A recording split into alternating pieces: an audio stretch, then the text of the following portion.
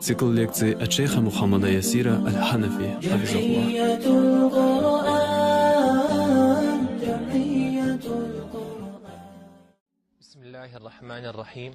Мои дорогие братья, сестры и уважаемые слушатели, что является лечением от депрессии? Что является лечением от беспокойства? Как мы можем достичь счастья? Как мы можем добиться спокойствия?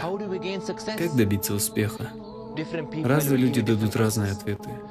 Некоторые говорят, если у тебя есть красивая жена, хороший дом, отличная работа и высокая зарплата, ты получишь эти вещи. Нет, нет, нет. Есть только одно решение. И это решение Аллах Субханаху Тааля объяснил в Коране. Субхан Аллах с особым значением.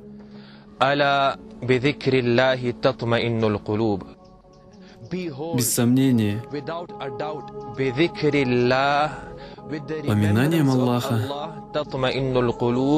сердце обретает спокойствие и мир. Уляма заявили, что этот аят, слова «зикрилля» должны быть в конце аята. Но Аллах отметил упоминание в начале. Почему? Для того, чтобы подчеркнуть то, что только поминанием Аллаха сердце успокаивается и обретает мир. Поминанием Всевышнего приходит Коран, приходит вся религия. Выполняя приказы Аллаха и действуя по сунне пророка Мухаммада, саллаллаху алейхи вассалям, мои дорогие братья и сестры, это является единственным путем для мира, путем для спокойствия и счастья. Человек может иметь дом, машину, высокооплачиваемую работу, он может быть известным, но все еще несчастным. Много знаменитостей, о которых мы слышали в прошлом, они совершали самоубийство.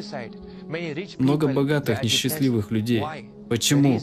Причина, мои братья, это то, что мы должны воплощать в жизнь религию Аллаха Субханаху Тааля и смысл поминания Всевышнего Аллаха Субханаху Тааля. Поэтому Всевышний Аллах Субханаху Тааля сказал в другом аяте: «Кто бы не отвернулся от поминания Меня,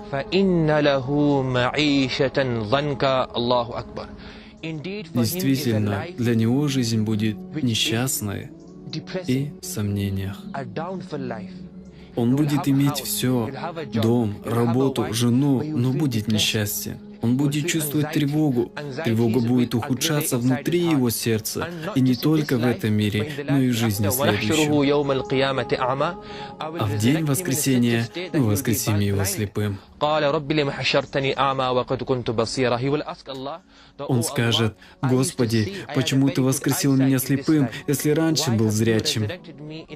Аллах скажет вот так: «Моя религия явилась Тебе, Мое поминание явилось Тебе, наши знамения явились Тебе, но Ты предал их забвению».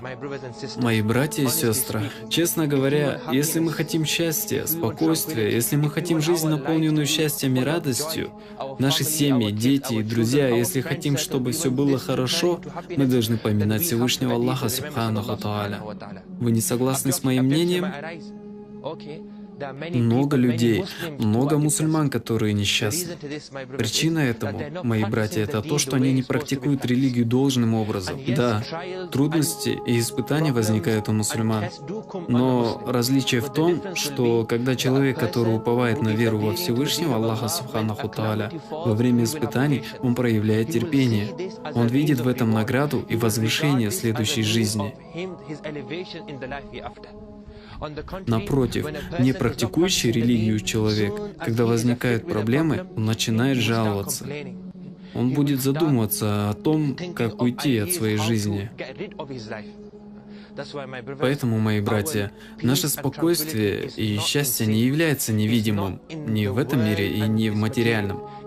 Оно заключено в поминании Аллаха. Ученые дали прекрасный пример этому. Грех, как экзема, он чешет, и в тот момент чувствует довольство и радость от этого. Но эти чувства лишь временны и ограничены. Скоро, как он перестает, рана начинает кровоточить и болеть. Также, если мы пытаемся найти счастье в наркотиках, внебрачных связях, музыке и взглядах на запретное, в это короткое время мы можем получить своего рода счастье, но боль, которая последует за ним, неописуема. Сердце человека будет переполнено болью, стрессом и несчастьем. Дай Аллах Субханаху Тааля нам всем тауфик и возможность помнить и поминать Его, также воплощать в жизнь религию должным образом.